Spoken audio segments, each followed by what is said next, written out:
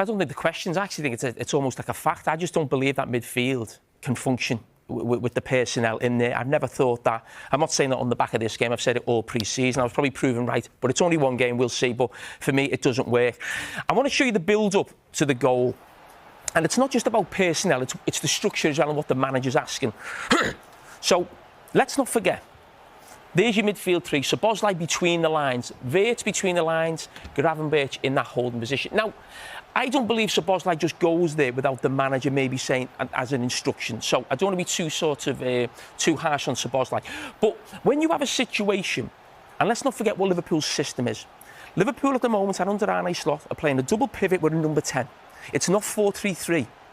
If you think of Man City, especially in the past, where they'd have maybe holding midfield player there, Rodri, and maybe they'd have David Silva and De Bruyne in these positions. But what would happen? Why did Pep Guardiola always bring his fullbacks inside? Because of that situation, because the holding midfield player needed help to stop counter-attacks. So straight away, that's a problem for me. I don't want my central midfield player in that position with his back to goal. But again, that might be an instruction from the manager. So it comes right here, and then it comes back to the fullback, Frimpong. So straight away, again, one of my central midfield players, I don't want his back to there. His back to play there. That can't be right. But what is very worrying is Gravenberch, Liverpool's holding midfield player, who, don't forget, Liverpool have won a league with Gravenberch playing in that role. His first thought, even though he knows Wirtz is here and he knows Szoboszlai is there, is to take off and run there. Now, he might get the ball with a better pass and it could be and something happen, but that tells you the mentality. All they think about is going forward, all three of them. And that's why Liverpool have got real problems, and that's why, for me, it can't work. The ball now comes into Gravenberch. Now, I'm not going to have a go at Gravenberch here for his piece of skill. It's brilliant. He turns, runs with it and goes. But, again, if you're playing with two central midfield players and a 10, the other central midfield player can't be there. He has to be there. And Wirtz is between the lines. Because you're there to support players behind the ball and also to stop a counter-attack. That can't function. So this bit from Gravenberch is fantastic. He runs away, runs with the ball. There should be another midfield player there. Should he do better? Should he pass? Yes. But you can't expect that to be finished all the time. Now, we've just looked at Brentford and talking about when players go, are the centre-backs going to go in behind them? Now, Virgil van Dijk should be higher initially, and if he is higher, he could then maybe go make the challenge there. But we're talking about a defender who is 34, 35, coming towards the end of his career. One of the greatest players we've seen in that position, very reminiscent of John Terry in that position. You remember John Terry under Villas-Boas? He doesn't want to go in there. So you've almost got to play to the strengths of him. So it's not just Liverpool need protection in midfield and should have more players there. He needs protection. This is probably the first season where he can't help anyone else. He needs help himself. But then you look at Alanga, we've got to look at it from Newcastle's point of view. And you look at the distance he's got on Carragher. Listen, reminds me of Thierry Henry with myself, so I can't say too much. But Alanga has ran 61 yards before he touches the ball. Absolutely fantastic. And the first touch is sensational.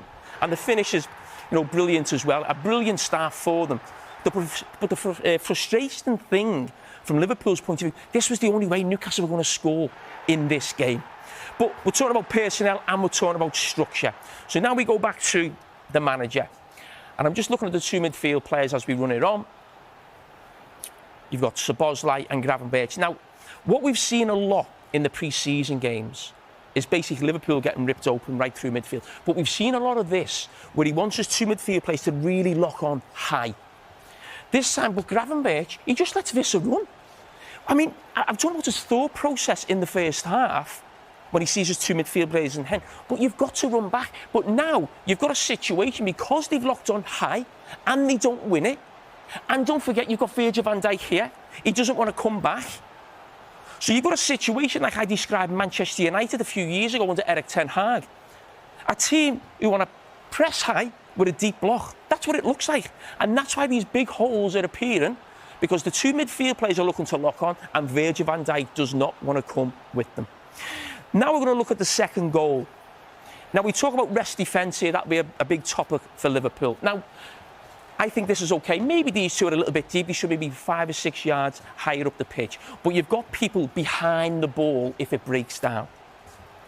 So we run it on. Now, I feel a little bit for Gravenberch here because you have to go for that and you have to take the shot. But, stop now. Just if we can just take it back slightly. In that position, trying a back heel when you know if you lose the ball, you're going to have a big problem. Counter-attack. Just trying to... I couldn't imagine Roy Keane doing that in a holding midfield position if he finds himself there.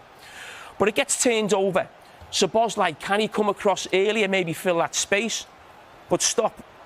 Just run it on slightly. And now what? You've got stop now. So now, here's your midfield three.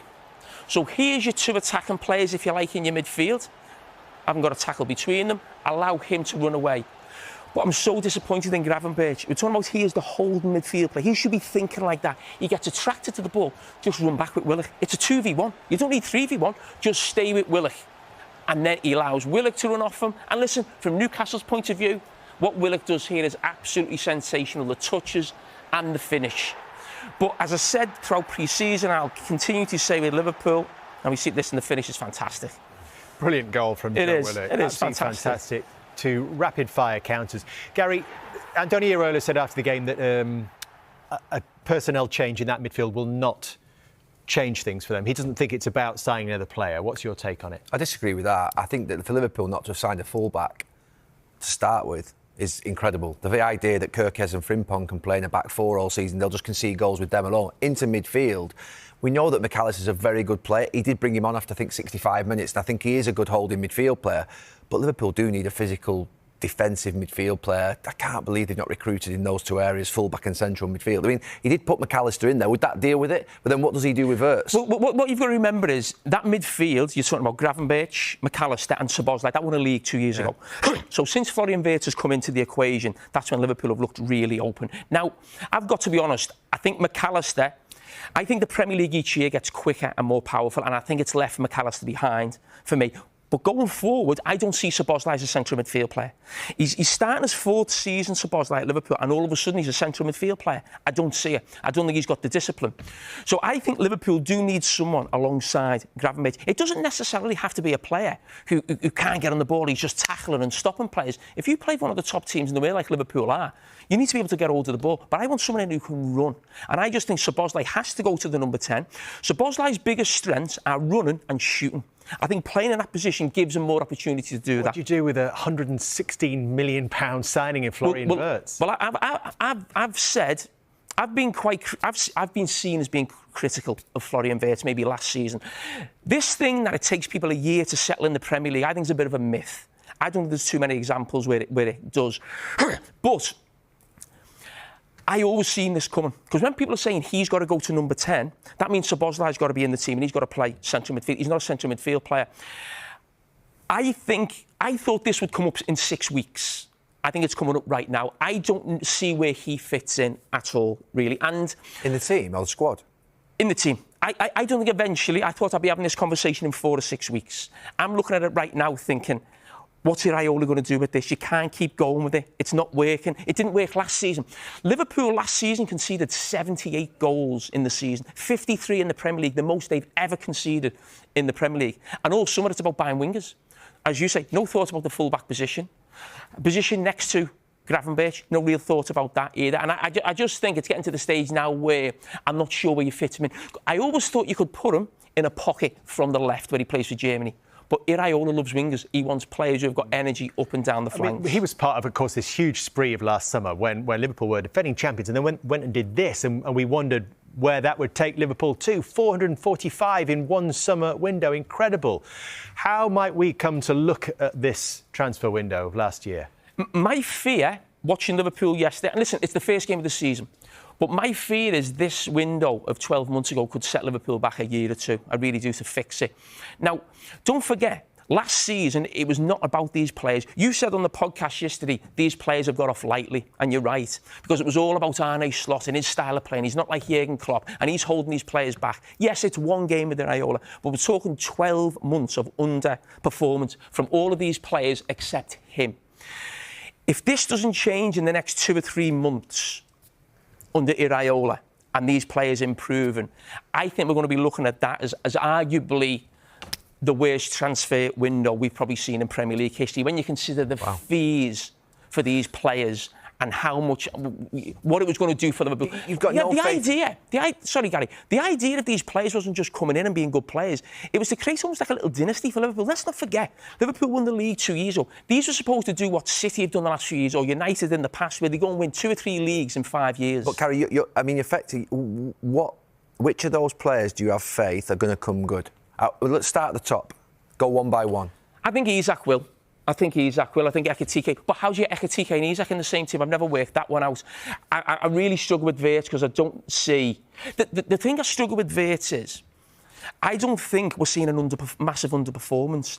I think what we've seen for a year is probably what he is, which is a neat and tidy footballer, not a player who should be worth 110 million, someone who probably should be 50, 60 million, something like that. Neat and tidy, lovely touch.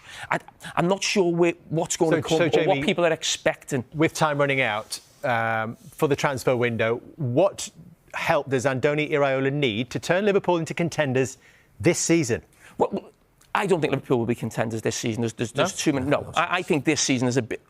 Liverpool are in transition. I'm not trying to make excuses for them because you've lost Salah. Van Dijk's probably going to go maybe his last season, and the goalkeeper. You're talking about 3 all-time greats there for Liverpool, so they're probably not going to be there in 12 months. And these players have got to find their feet, and he's got to find his feet at a big club. For me, if Liverpool qualify for the Champions League this season, I'd be happy. The manager's sort of bed in, and then you can maybe go from there and maybe look to challenge. But when you think of this Liverpool team and how it's set up, and he's going to be part of that because that's the way he wants to play.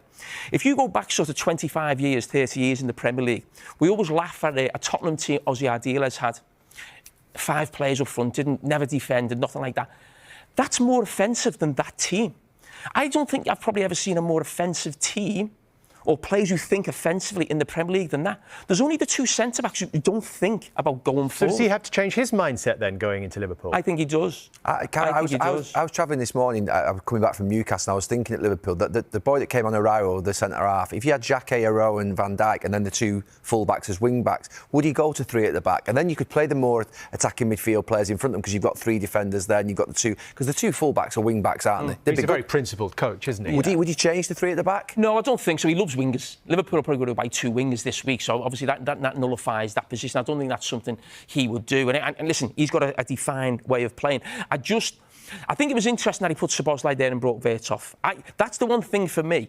It's just making sure somebody just stood there next to Gravenberch. If he goes but there's always somebody just to fill that space. And I just think Szoboszlai, for me, he empties midfield too much. And you're leaving a defence open. He's got Virgil van Dijk there. He needs protecting. He needs cuddling. He needs looking after. And as I said, you go back to Liverpool conceding goals last season. Unbelievable numbers, and they're not looking really at full-backs or holding midfield players. Never be the crisis club in the Premier League. They drew. Anyway, it was Manchester United that lost. He was depressed at the start of last season, though, when they won 4-1 against Bournemouth first game. When they won the first 5 matches. Listen, I never want to see... That game yesterday was amazing. I never want to see my team involved in games like that. End-to-end basketball. Everyone else does. Well, we never did when you were playing. Neutrals enjoyed it. We never moved. We were there.